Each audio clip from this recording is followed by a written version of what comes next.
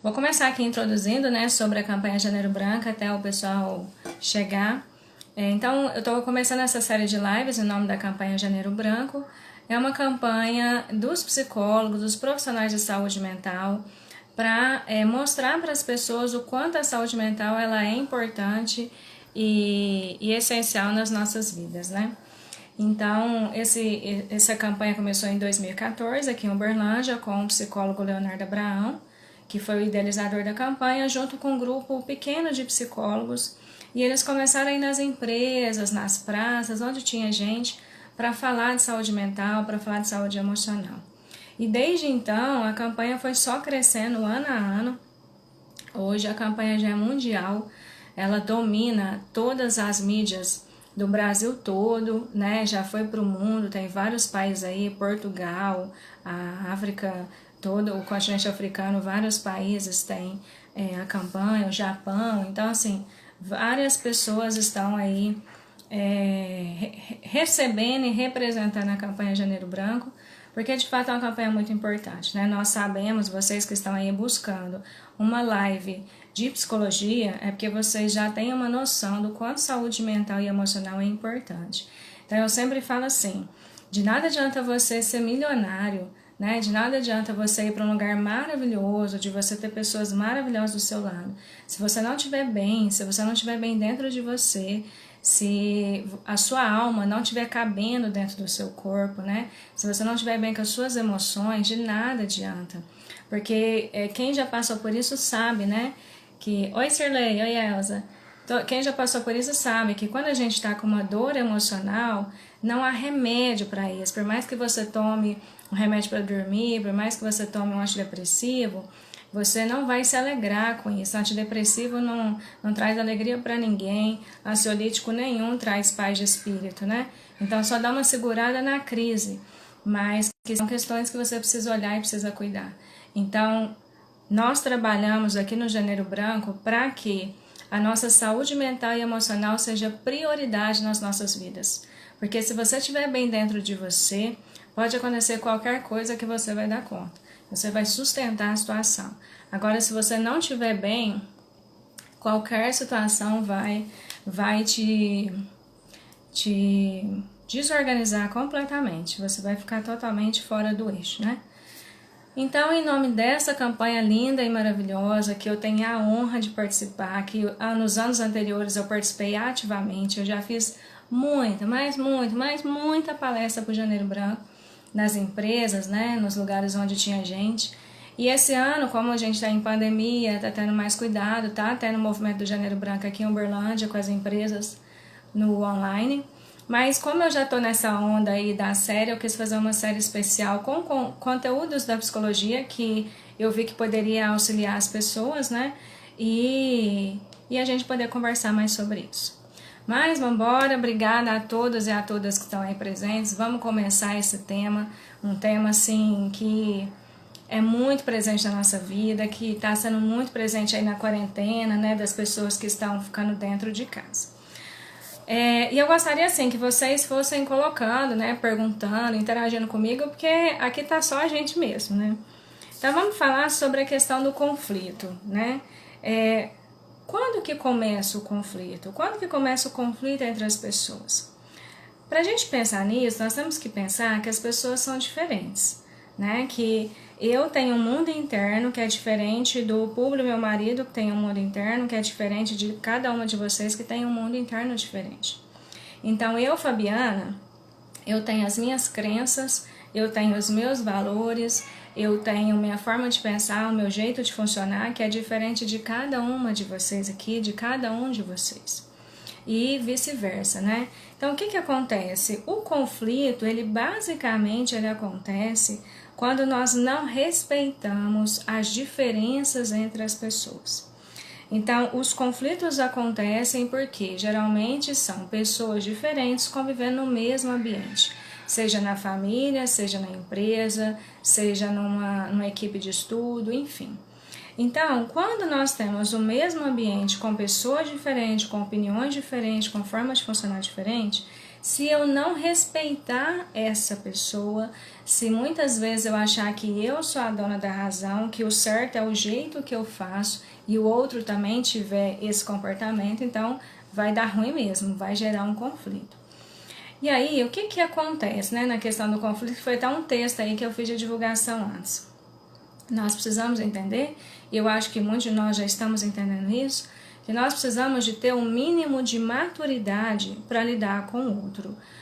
Para eu me relacionar com o outro, eu preciso minimamente ter essa maturidade de entender que o outro ele está funcionando do jeito que é o certo para ele. Então vai ter às vezes coisas que ele fala, o jeito que a pessoa fala, o jeito que ela funciona que não vai me agradar. E aí o problema é meu, entende? Quando a gente entende que o mundo não está à minha disposição, que as pessoas não estão à nossa disposição, que os outros não estão à sua disposição, então a gente começa a desenvolver uma maturidade de parar de ser muito magoadinho, sabe? De parar de ser muito melindroso, melindrosa. Por quê? Porque se eu entro nessa postura de ser dodóizinho demais, de ser magoadinho demais, o que vai acontecer? Qualquer coisa que o outro faça que é diferente daquilo que eu espero, eu simplesmente vou romper a relação ou eu vou afastar da pessoa. Então, na verdade, o conflito, ele é muito importante porque ele nos faz crescer, ele é muito bom para nós, por mais que seja ruim, né, que se gera desconforto, ele é muito bom. É só você parar para pensar nos conflitos que você teve aí já na sua vida, né, nos conflitos que você tem com as pessoas. O quanto que você cresce com esses conflitos, né? O quanto que você expande a sua consciência e você começa a enxergar também como que o outro funciona. Para eu me relacionar com o outro, eu preciso minimamente de ter uma disposição interna para eu conhecer o mundo do outro. Dentro de mim tem que ter um espaço para esse outro caber dentro de mim, porque senão não tem jeito de relacionar, né? Quando eu me relaciono com o outro e o outro também, vice-versa, eu preciso ter curiosidade. Minimamente uma curiosidade de saber como é que essa pessoa funciona, né? O que ela gosta, o que ela não gosta, o que é importante para ela, o que não é. Porque quando eu conheço o outro, eu também vou reduzindo os julgamentos que eu tenho. Porque o que acontece? Quando eu não tenho espaço dentro de mim para abrigar o outro, para o outro entrar dentro de mim, o que vai acontecer? Eu vou para a relação só comigo. É como se eu me relacionasse sozinha dentro da relação. E aí o que acontece? Começa uma questão que é assim, detona qualquer relação, que é a expectativa. Como que a expectativa funciona? Pensa aí comigo. A expectativa é assim: eu tenho regras na minha cabeça, eu tenho regras na minha mente e eu quero que simplesmente o outro faça um checklist daquelas regras que eu tenho. Por exemplo, vou falar de relacionamento amoroso, que é uma demanda que chega muito.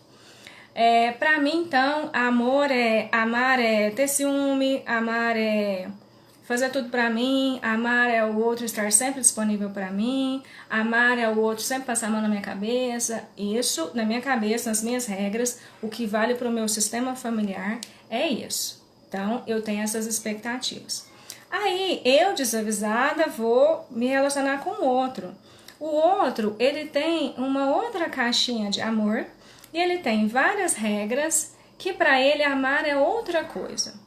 Aí olha que interessante, eu tenho a minha expectativa do que é amor e aí eu espero que ele cumpra as expectativas que eu tenho, que na verdade ele nem sabe quais são. Olha a loucura que é isso. E ai do outro se não cumprir as minhas expectativas. Por exemplo, se eu achar que amar é... Exemplo assim, que é muito comum na nossa sociedade. Amar é ter ciúmes. Muita gente acha que amar é ter ciúmes. Não é, mas muita gente acha. Então, se eu acho que amar é ter ciúmes e o meu marido não tem ciúme de mim, o que eu vou achar?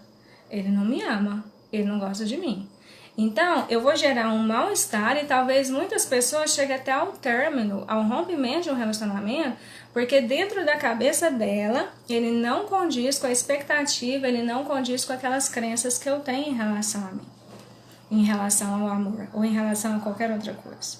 Entende tanto que isso é complicado? Então, a comunicação no relacionamento, ela é essencial para que flua, para que seja harmonioso para nós, né? Então, o que acontece? Nós temos, eu me incluo, porque eu trabalho isso diariamente, mas eu ainda caio nisso, nós temos muita certeza sobre o outro, né? Nós acreditamos que a gente conhece muito sobre o outro. Então, quando eu tenho muita certeza sobre o outro, o que o outro vai me trazer? Né? Meu copo já está cheio, eu já não tenho mais o que aprender com o outro. E aí, o que acontece? Quando eu tenho muita certeza sobre o outro, eu começo a julgá-lo.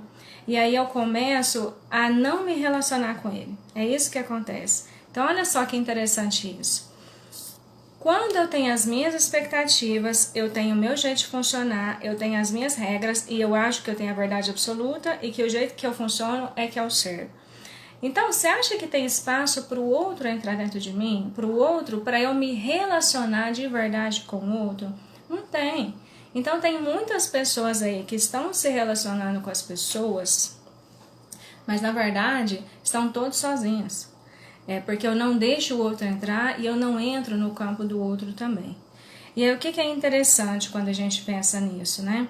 Por que a diversidade, o diferente, ele é tão desagradável? Porque o diferente, ele vai me questionar, ele vai fazer eu questionar o que é certo para mim. Por exemplo, vamos pensar em religião, né? Que é um negócio que dá muito problema. Vamos pensar que eu seja espírita e que para mim o espiritismo é a melhor religião que tem, não tem como contestar, que é maravilhoso. Aí eu convivo com uma pessoa que é evangélica e que para ela aquela religião faz muito sentido para ela. Então olha só, eu posso ter duas opções. Eu posso ficar aqui, o espiritismo é o certo, é maravilhoso, coitado desses evangélicos, não sabe de nada, então não me relaciono com o outro, ou eu posso olhar para o que ele tem para me oferecer e vice-versa.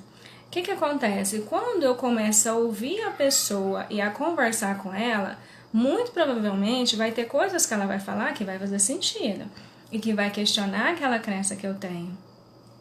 Então entende que quando eu convivo com o outro que é diferente, isso vai gerar uma desorganização dentro de mim. Isso vai começar a quebrar paradigmas dentro de mim, vai começar a quebrar minhas crenças e isso pode ser ameaçador. Então tem muitas pessoas que têm pavor de quebrar a crença, porque ela se sustenta tanto naquilo, né, que se aquilo acabar, como é que ela vai fazer? Então quando eu convivo com o diferente e essa pessoa me faz questionar, eu posso ter a oportunidade de ampliar minha consciência ou eu posso me sentir ameaçada.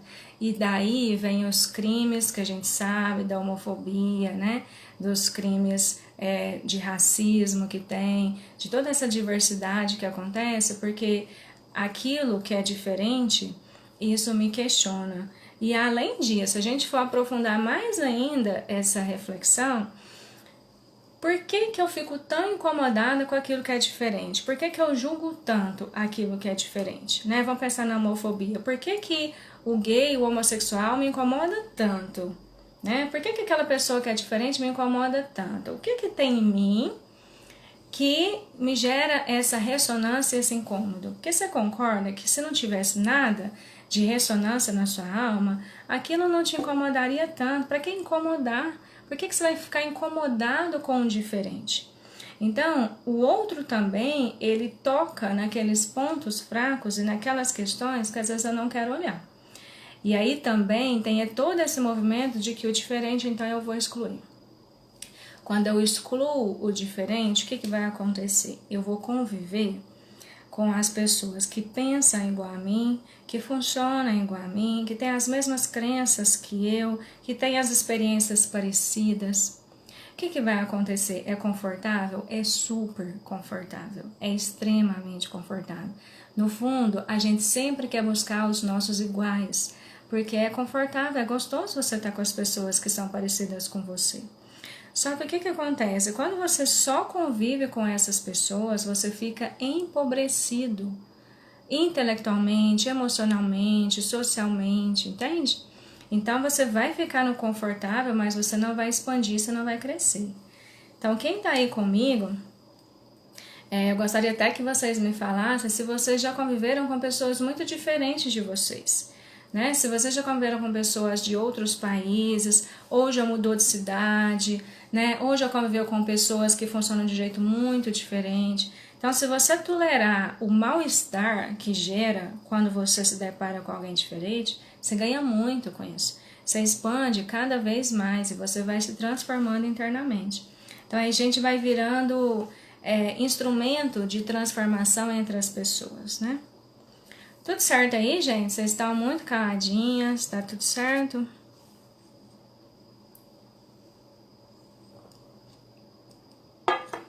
Então vamos pensar assim, né, gente? Uma questão básica em relação a conflitos, que eu quero que vocês levam isso, se for pra vocês levar alguma coisa dessa live, eu quero que vocês levam isso. A diferença entre intenção e comportamento. O que acontece? Eu posso olhar para o comportamento do outro e eu não consigo olhar para a intenção dele. Se eu fico só até o comportamento, isso me gera um julgamento muito grande e um mal-estar muito grande com a pessoa. Vou dar alguns exemplos aqui. É muito comum algumas pessoas chegarem para mim e falar assim, Fabiana, eu estou muito chateada porque o meu pai, a minha mãe, eles não concordam com a profissão que eu escolhi. Eles não me apoiam naquela profissão que eu escolhi. Então eu faço esse exercício com a pessoa. Pensa assim, se eu olho para o comportamento, eu vou ficar chateada, né? Eu vou ficar chateada, por quê? Porque eu vou querer que a pessoa, que os meus pais me deem apoio incondicional, que também é uma grande exigência, né, gente? Porque os nossos pais nos deram a vida, nos deram comida, nos deram banho, fizeram de tudo, eles ainda têm que concordar com a profissão que eu quero fazer? Não, né, gente? Aí também é demais. Eles já fizeram o que tinha que fazer, né? E agora você não precisa mais de ficar querendo que eles concordem com tudo. Vai ter coisas que eles vão discordar e é importante a gente também fazer do nosso jeito, a gente também ter uma certa desobediência em relação aos pais, porque assim a gente cresce. Mas vamos lá. Vamos pensar na intenção e no comportamento. Se eu olho para os pais dela do jeito que ela está me falando, eu vou falar, nossa, que chato, né? Esses pais não apoiam ela.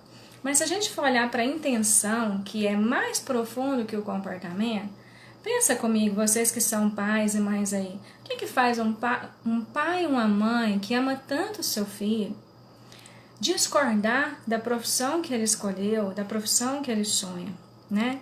Muito provavelmente é porque esses pais não querem que o filho passe o que eles passaram.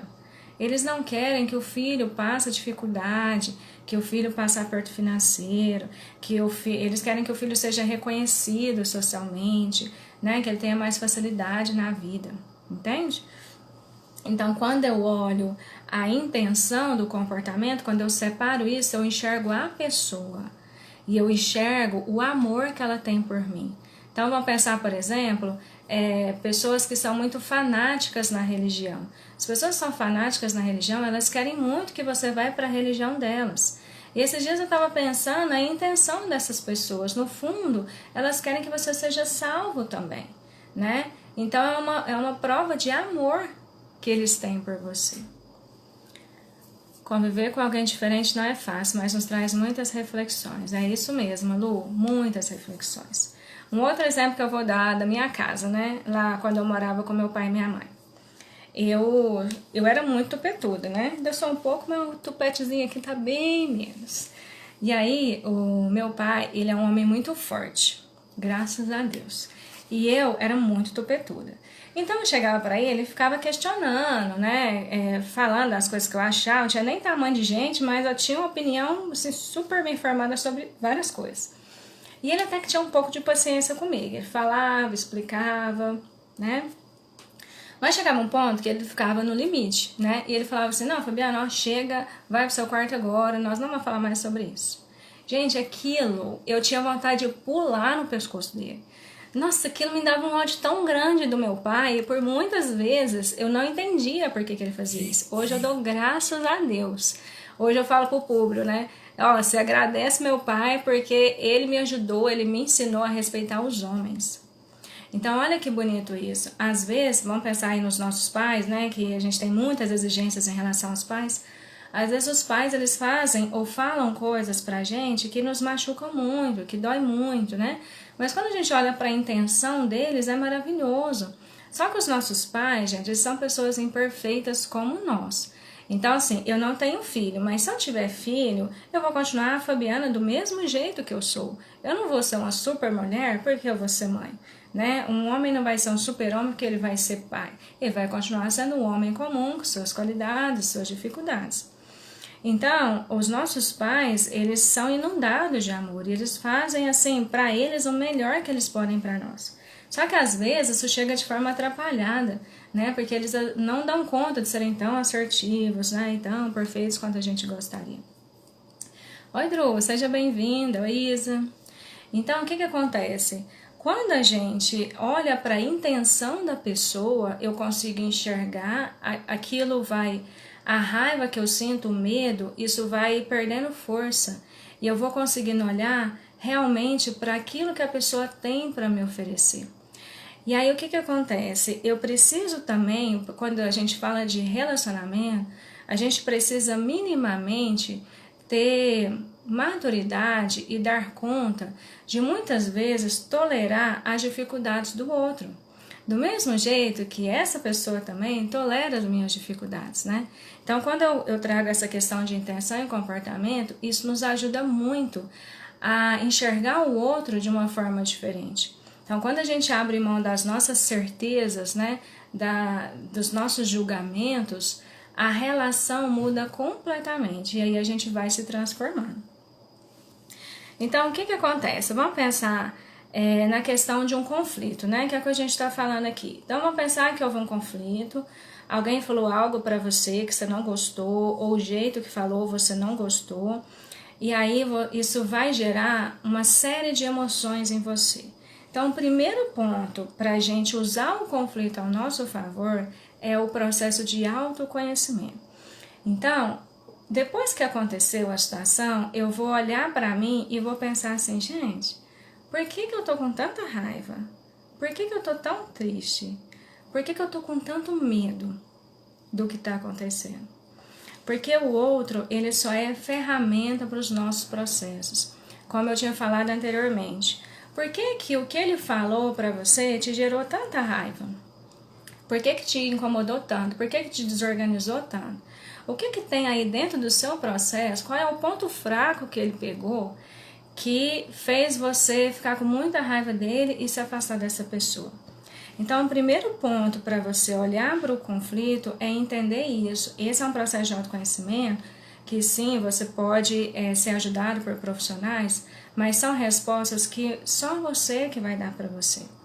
Né? Por que eu fiquei com tanta raiva? Por que eu estou tão triste? Por que eu estou com tanto medo? E entender assim também, qual é o tamanho que eu estou colocando na situação.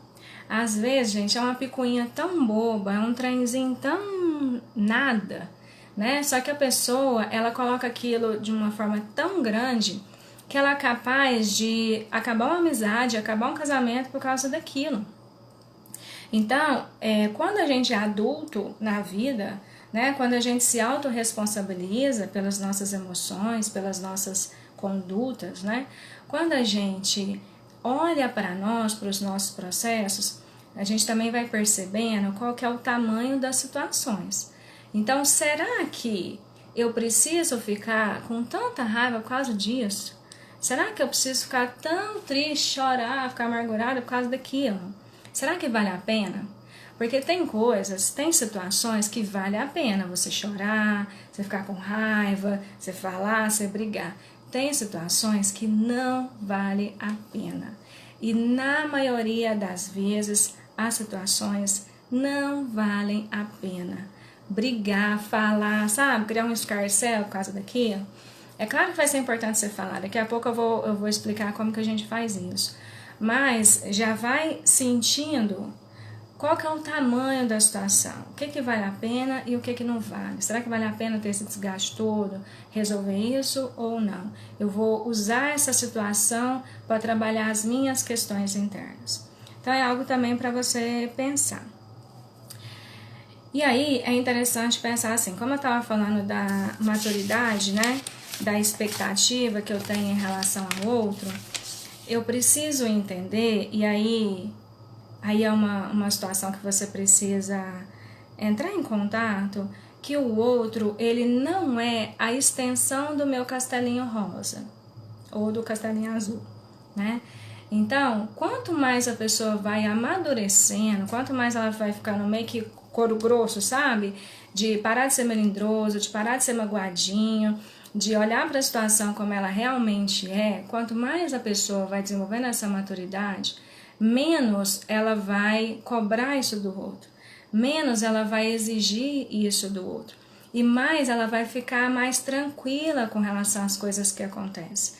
Ela não vai ficar pegando tanto em picuinha, né? Porque tem pessoas que são muito briguentas, que brigam por qualquer coisa, são indignadas, né? Quer fazer tudo para resolver o que está dentro dela. Mas tem pessoas que são mais tranquilas e a maturidade ela traz isso, para você entender se vale a pena ou não você resolver isso. Beleza aí, gente? Dúvidas? Vai trazendo para mim. Então vamos pensar assim, vamos pensar...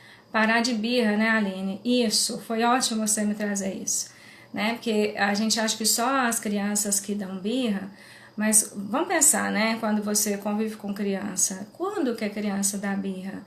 É quando a criança ela é frustrada. Quando a criança não tem aquilo que ela quer na hora que ela quer, certo? Então, nós adultos também damos birra em algumas situações, ou talvez até em muitas. Então, quando você é frustrado na sua vida, quando você não tem o que você quer, na hora que você quer, do jeito que você quer, como você reage? Como você lida com isso? Você emburra, você briga, você dá birra, você grita, como que você faz? Porque isso também faz você entender como você funciona. De novo eu falo, as pessoas não estão à nossa disposição. As pessoas não estão à sua disposição, assim como você também não está à disposição delas. Isso é se relacionar com adultos. Então, eu vou estar disponível para a pessoa por um tempo, por um momento, daquilo que eu dou conta.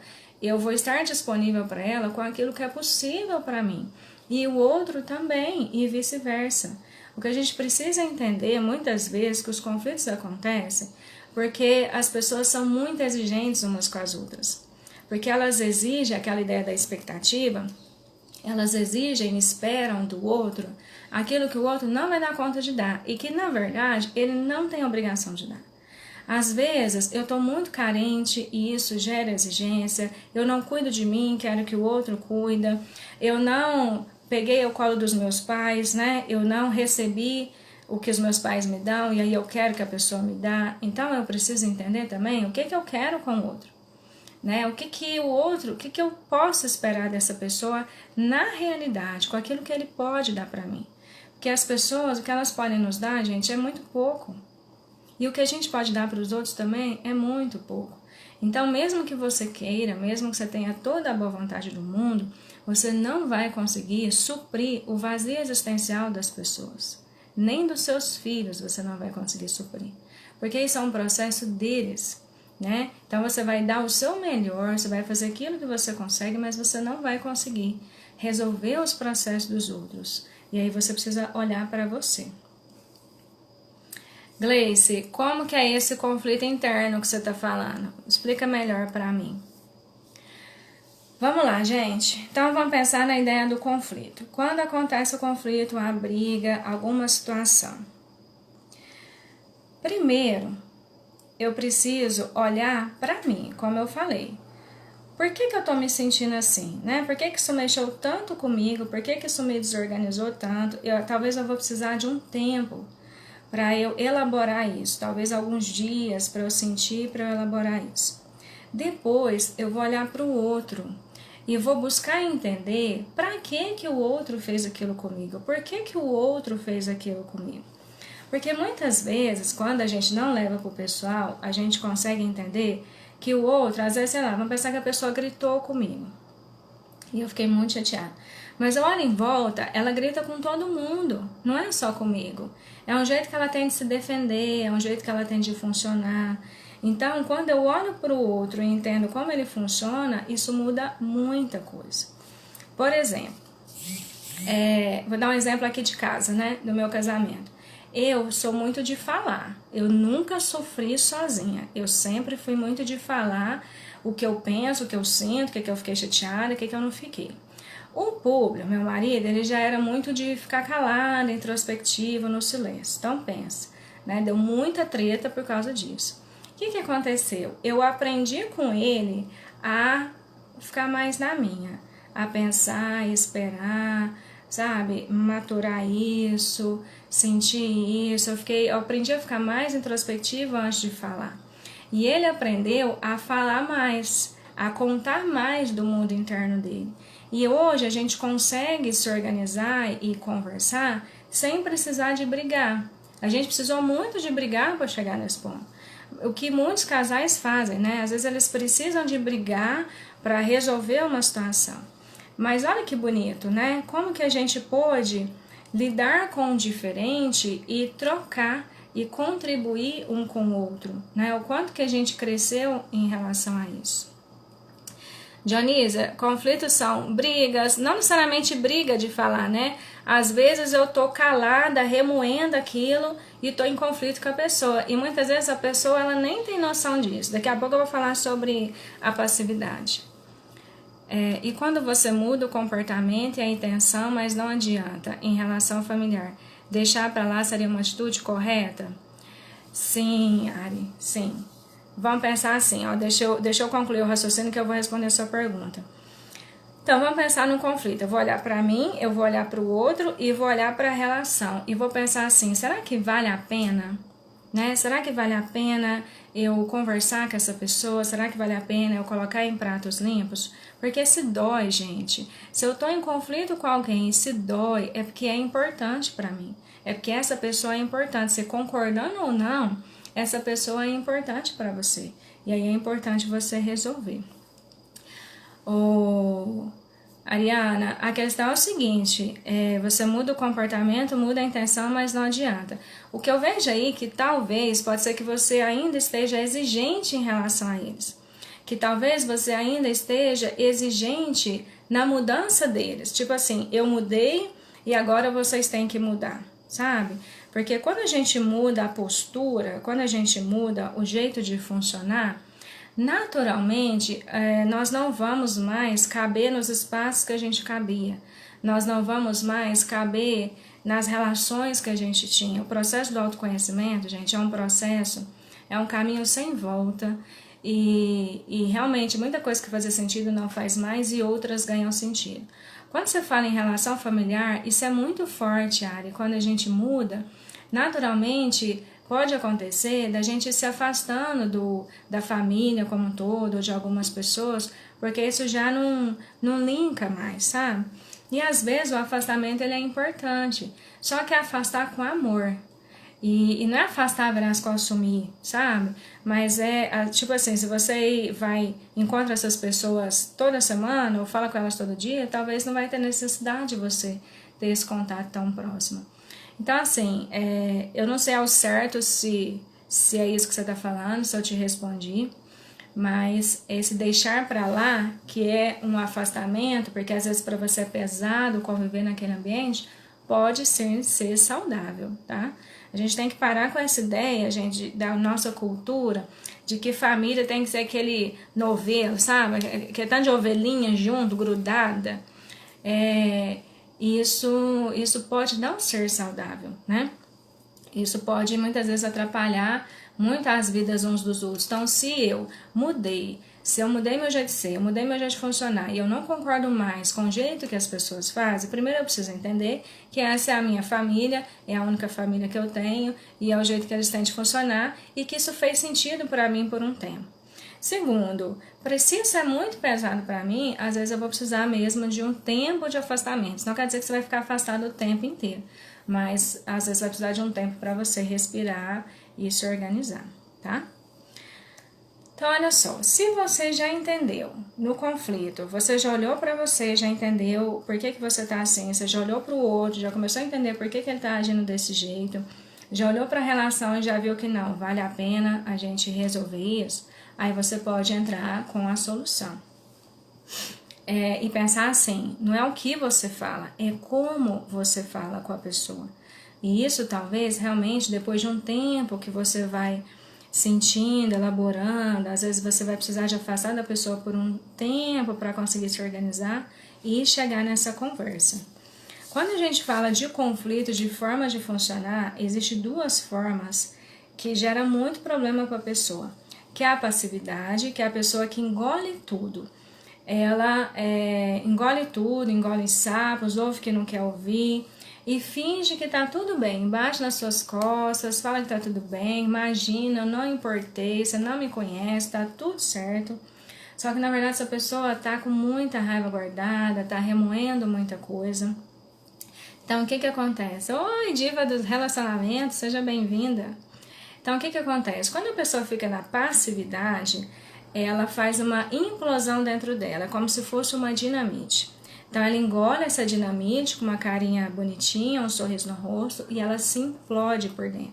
O que isso vai acontecer? Muitas doenças. Então eu trabalho com psicossomática, né? Então a gente vê muito isso, a questão da garganta, a pessoa tem muita infecção na garganta, a pessoa tem muita tensão muscular, né? Torcicolos, cãibra, a pessoa tem gastrite, né? Então tem uma série de processos que vai acontecendo na pessoa e que vai gerando aí um mal-estar sem que o outro nem saiba disso, né? Então tem estudos falando da ligação do câncer com essa postura da passividade, com a postura do salvador, que eu vou falar daqui a algumas lives, acho que semana que vem.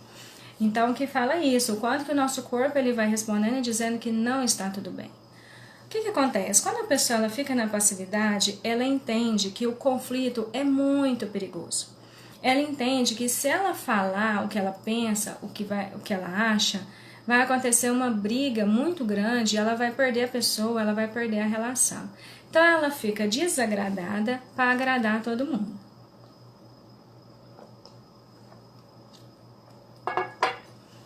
Então o que acontece aí? Essa pessoa, ela quer poupar, né, a relação, ela quer poupar as pessoas, só que ela vai juntando uma raiva, vamos pensar na raiva, ela vai juntando uma raiva, uma tristeza, e ela vai colecionando essas emoções, vai juntando. Vai chegar uma hora, gente, que por isso aqui, ela chuta o balde, ela acaba com tudo, e muitas vezes a pessoa é tida como louca. Do tipo, como assim? Eu só falei isso, a pessoa, né, veio com tudo isso, mas é porque ela foi juntando muita coisa. Então, quando eu trabalhei com os adolescentes lá do CESEU, né, com os adolescentes que cometiam infrações, e eu escutei a história de vida deles, e eu vou te falar que foi um dos trabalhos mais lindos que eu já fiz na minha vida, porque eu consegui olhar o outro lado, eu saí do julgamento, e são histórias maravilhosas.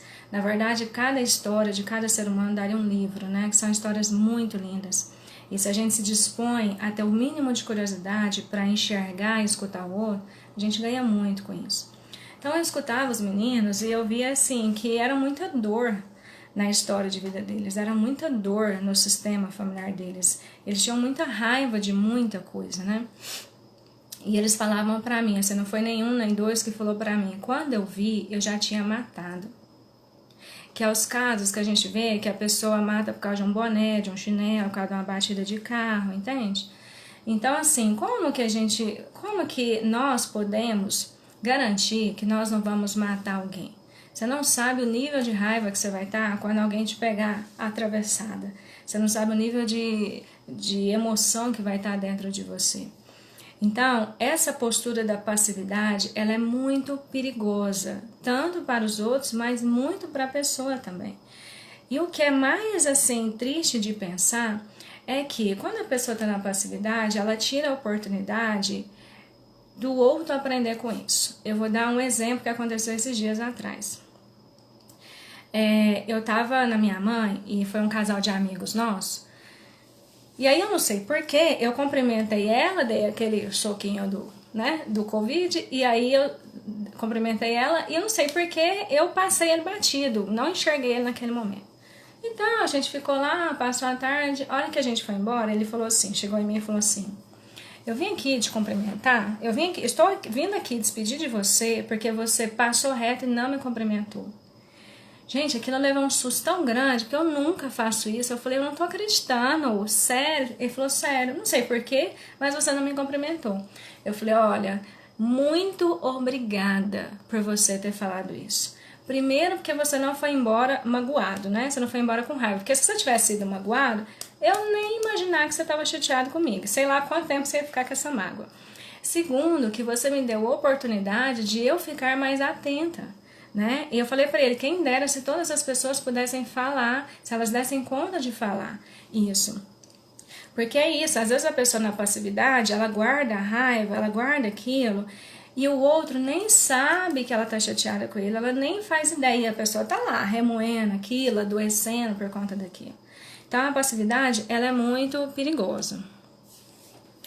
E do outro lado também nós temos a agressividade, né? O que é a agressividade? A pessoa, ela não segura nada, ela explode por qualquer coisa, é realmente uma explosão. Então vamos pensar numa explosão, a pessoa devasta tudo, né? Então ela destrói relações, ela destrói sentimentos, ela quebra muita coisa nas relações.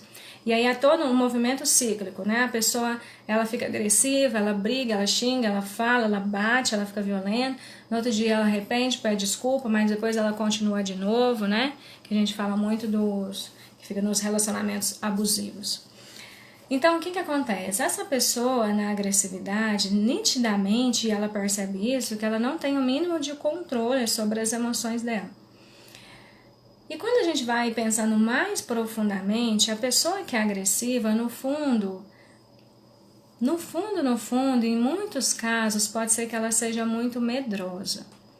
Vou dar um outro exemplo aqui. Vamos pensar que na sua casa apareceu um gato da rua, com medo, um gatinho arisco, ele fica lá no cantinho da sua casa. Aí você vai chegando perto para pegar o gato, você não quer fazer mal. Mas você vai chegando tão perto que o gato vai ficando com tanto medo, que não sabe o que você vai fazer com ele, que ele te ataca. Mas ele te ataca porque ele está com raiva? Não, ele te ataca porque ele está com medo. Entende? Então, muitas pessoas que vão para a agressividade, na verdade é um jeito que elas acharam de se defender. É um jogo psicológico, a gente aprende na psicologia, que é o jogo do bravinho. Né? Então, se eu for bravinha, se eu for bravinha, se eu for explosivo, todo mundo vai me respeitar, ninguém vai falar nada. E, na verdade, as pessoas não respeitam, elas têm medo, né, dessa pessoa agressiva. Então, olha que interessante, quando eu olho para além do comportamento, eu consigo enxergar a pessoa. E aí eu posso mudar a minha postura em relação a ela. Deixa eu ver o que vocês falaram aqui antes. Gleice, o que me incomoda não são os outros, e sim, eu me incomodo são as minhas atitudes, falta de atitude. Sim, Gleice, fica muito na passividade, né? Tem algo que realmente precisa trabalhar. Por que dessa passividade? A passividade está muito ligada, ou é minha escorpiana preferida? A passividade está muito ligada também com a pessoa dela acreditar que não vale a pena, assim, que o que ela sentiu não é tão importante assim. Que ela vai gerar esse alvoroço por causa de coisas que ela sente. Então, no fundo, também é uma autoestima muito baixa, né? De acreditar que o que ela sente, o que ela pensa, não é tão importante assim. Então, ok, né? Então, a gente já falou da passividade, já falou da agressividade, já estamos entendendo o quanto é importante resolver os conflitos. Então, nós estamos falando de assertividade. Por quê? Vamos pensar agora num outro exemplo também, que me veio com relação à passividade. Na passividade, a pessoa, ela vai criando, aliás, não só na passividade, né? Nos relacionamentos em geral, a pessoa, ela vai criando histórias na cabeça e ela reage de acordo com as histórias que ela cria. Vou contar uma história que eu ouvi há um tempo atrás que eu achei o máximo. Imagina a cena, um cara tá andando de carro na chuva, na rodovia, no meio do nada, e o carro dele fura o pneu num buraco da rodovia. Ele sai debaixo de chuva para trocar esse pneu, tá? Uma escuridão total. E aí, a hora que ele abre o porta-mala, ele percebe que ele tá sem o macaco, que é aquela ferramenta de trocar o pneu. E ele pensa, meu Deus, como é que eu vou fazer? Aí ele olha assim, lá no fundo, tem uma luzinha lá no fundo, uma casa, longe, mas tá lá. Ele pensa, nossa, vou lá na casa, vou pedir a pessoa pra perguntar se ela tem um macaco. Ele foi andando, debaixo de chuva, até chegar na casa. Aí ele foi pensando assim, gente, mas a pessoa vai achar que eu sou um assaltante. Esse cara vai me atirar, vai chamar a polícia. Pensa uma pessoa na hora dessa pedir um macaco. Aí ele foi andando mais um pouco, ele pensou, não, mas essa pessoa vai me tratar muito mal e nem vai abrir a porta, porque se fosse eu ficaria com medo. Aí ele foi andando mais um pouco, falou assim, não, mas esse cara, ele não vai me levar a sério não, eu vou preso daqui a pouco, ele vai achar que eu vou fazer alguma coisa pra ele. Aí ele foi criando as histórias. Quando ele bateu na porta, o cara abriu e falou assim, quer saber? Pega esse macaco, e leva pra onde você quiser. Então, assim, o quanto que a gente vai criando as historinhas na nossa mente, vai reagindo de acordo com essas histórias, e aí eu perco o outro de vista, né? Isso é muito comum quando a gente consegue conversar com o outro, de contar do meu mundo interno, e escutar o mundo interno do outro, que a gente vai enxergando a pessoa como ela é, e aquilo vai criando uma relação muito mais aprofundada, quando nós conseguimos falar um com o outro, né? Então, assim, a diferença não é o que você fala, é como você fala. Eu tô vendo que tem muitas mulheres aí, e é legal porque eu quero falar para muitas mulheres mesmo. O que acontece? Nós mulheres, nós temos a tendência de falar muito. Isso é uma tendência, não quer dizer que todas são, mas nós temos essa tendência. Nós temos a tendência também de não escutar os nossos maridos, né? Então, muitas mulheres reclamam e falam que o homem é muito calado, que o homem não fala. Eu fico pensando, será que essa mulher dá espaço para esse homem falar? Será que numa briga ela escuta esse homem? Será que ela já deu a oportunidade de falar para esse homem, olha, agora você pode falar tudo que você quer falar que eu vou te ouvir? Enquanto eu vou falando isso, eu lembro de uma história que uma pessoa me contou, ela falando que ela era muito brava com o marido dela. E eles, né, viviam juntos muitos anos, e aí o que aconteceu? Eles tiveram uma briga, um conflito, ela foi trabalhando muito essa questão do autoconhecimento, essa questão terapêutica, e ela falou assim, gente, eu nunca parei para ouvir meu marido. Aí, teve um dia que ela falou assim, olha, eu tô aqui sentada na sua frente, e talvez pela primeira vez eu vou te ouvir. Eu não vou te interromper. Você pode falar o que você quiser, e eu vou te ouvir. E diz ela que olhou assim no relógio, em cima da cabeça dele, que ela meio que marcou a hora e deixou ele falar. E ele falou por 2 horas. E ele contou tudo que estava no mundo interno dele, tudo que ele sentia, tudo que ele pensava, de coisas que ela não sabia ou que ela nem imaginava que ele sentia. E quando ele foi contando, ela pensou assim, gente do céu, eu maltrato demais esse homem. E assim, gente, tô dando exemplo do marido, mas pode acontecer também vice-versa, né? E aí ela pensou, nossa, meu Deus, tipo assim, né? Cadê esse homem que eu nunca enxerguei? E ela falou que depois disso, eles entraram num outro nível de relacionamento. Que ela passou a enxergar e a respeitar ele muito mais. Então, eu tô trazendo aqui em relação de casal, mas eu tô trazendo em relação a tudo. Será que você está disposto a realmente ouvir o outro diante de um conflito? Né? Será que você está disposto a saber o que o outro pensa e sente? Porque muitas vezes, quando você chega para resolver um conflito, a postura interna da pessoa é, eu vou lá convencê-lo de que eu estou certa, ou de que eu estou certo. Então, quando a pessoa entra nessa postura, ela vai para falar e ela fica pronta para contra-argumentar o que o outro está falando. Então, de novo, ela não está se relacionando com o outro. Ela está sozinha na conversa. E talvez muitas vezes por isso que a coisa não se resolve, tá? Então, vamos pensar aqui um exemplo comum também das mulheres que chegam para mim.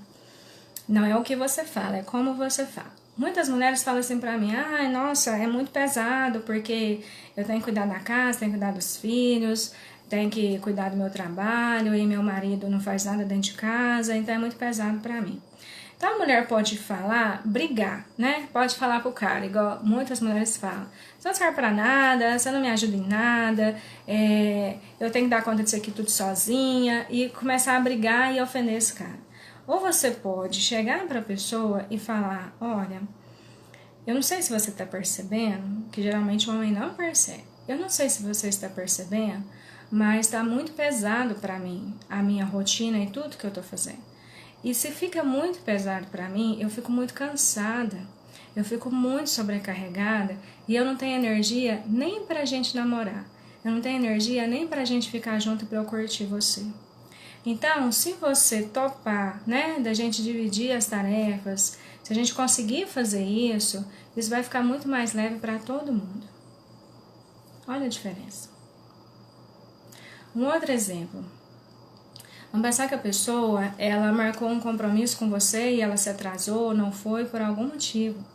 Então, quando isso acontece, o que é que geral a outra pessoa faz? Ela começa a brigar, gritar, como assim? Você é um irresponsável, né? Eu não posso contar com você. Então, o que que acontece? Primeiro, você precisa perguntar para a pessoa, aconteceu alguma coisa? Porque você nem sabe se aconteceu alguma coisa, você já chega cheia de pedras para a pessoa. Aconteceu alguma coisa, né? E aí você pode contar o que está no seu coração. Olha, eu fiquei muito chateada porque eu senti muito a sua falta hoje.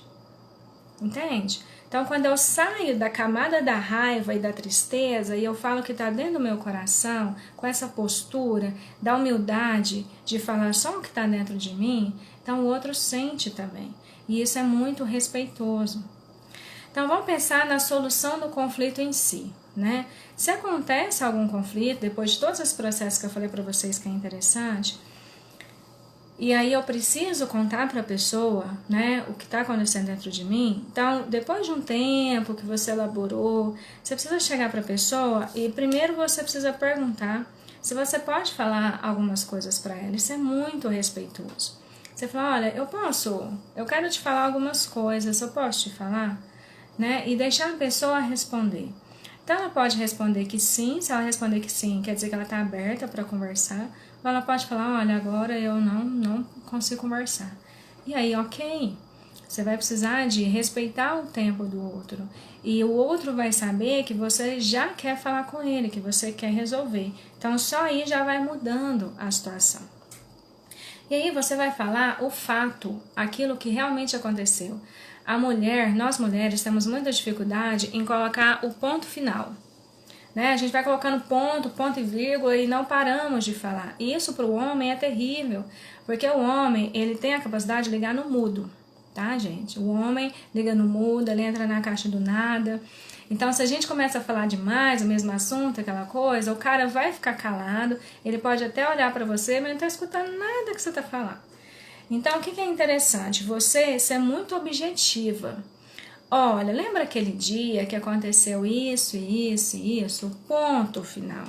Você vai falar do fato, você não vai julgar a pessoa, você não vai criar interpretações, porque aí você não respondeu minha mensagem porque você estava muito ocupado. Lembra aquele dia que aconteceu isso, ponto. Eu me senti. Gente, isso é a regra de ouro dos conflitos, das relações. Não fala o que o outro fez com você. Não é o outro que te irrita, não é o outro que te entristece, não é o outro que te dá medo, não. O outro faz o que ele quer fazer, mas quem reage é você. Tanto é que a pessoa pode fazer o mesmo comportamento e as pessoas terem reações diferentes. Então, é você que se entristeceu, é você que ficou com raiva, é você que ficou com medo, é você que ficou magoada. Se autorresponsabilize pelas suas emoções, pelas suas condutas. Então, você vai falar, olha, aconteceu isso, e eu me senti desrespeitada, desvalorizada, chateada. Ponto. Entende que você não precisa ficar falando mais nada? Você colocou aquilo que você quer, você colocou aquilo que você está chateado de forma muito respeitosa. O outro pode ser que não te escuta, pode ser que ele brigue, pode ser que ele vire as costas, não importa. Ele viu o que aconteceu, o que você está sentindo, e você pode falar, você não ficou guardando, você não ficou explodindo, você pode falar. Então, o fato de eu falar o que eu quero, o que está no meu mundo interno, né, que talvez seja o maior desafio que nós temos aí, é de expressar o que está no meu mundo interno. Porque muitas vezes eu sei o que eu falei, mas eu não sei o que você escutou. Então, quanto mais clara eu for, né, quanto mais claro estiver no meu mundo interno o que está acontecendo, mais eu consigo expressar com clareza. Daí, aquele primeiro ponto que eu falei, aconteceu o conflito, olha para você, perceba, dá seu tempo para você sentir o que está acontecendo dentro de você para depois você resolver. Porque aí você vai poder esclarecer e falar de um jeito muito mais claro aquilo que está no seu mundo interno. E aí você vai poder falar o que você quer, o que é importante para você, o que você deseja, o que é que você ficou chateado. Isso vai virando um treino para você. Lembrando que nem tudo vale a pena fazer isso, tá? São coisas assim que realmente são importantes, que vale a pena você sentar para conversar com a pessoa, porque nós também temos a tendência de ter muita DR. Isso é muito cansativo. Então, seleciona aquilo que realmente vale a pena vocês pararem para resolver. Beleza, gente? Então é isso. Uma coisa que eu coloquei aqui que é legal. Transforme reclamação em pedidos claros. Porque muita gente fala assim, ai, nossa, fulano não tá nem aí pra mim. Fulano nem olhou que eu cortei o cabelo. Então você pode falar, olha, pra mim é muito importante que você olhe pra mim. Eu ficaria muito feliz se você olhasse mais pra mim, para as minhas mudanças, para aquilo que eu faço. Entende? Você pede sem ficar reclamando. Lembrando que o outro não tem obrigação de fazer absolutamente nada para você. Então, ele pode fazer se ele quiser, se ele tiver fim, se ele tiver condições. E isso também está ligado com a maturidade na vida, com a forma adulta de ser. Beleza, queridos?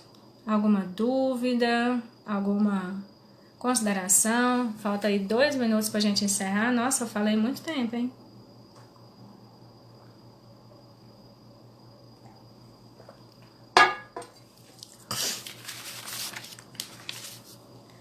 Tudo é a forma como a gente fala, né? Como a gente conversa. Deixa eu ver se tem mais alguma coisa aqui que vocês falaram pra mim.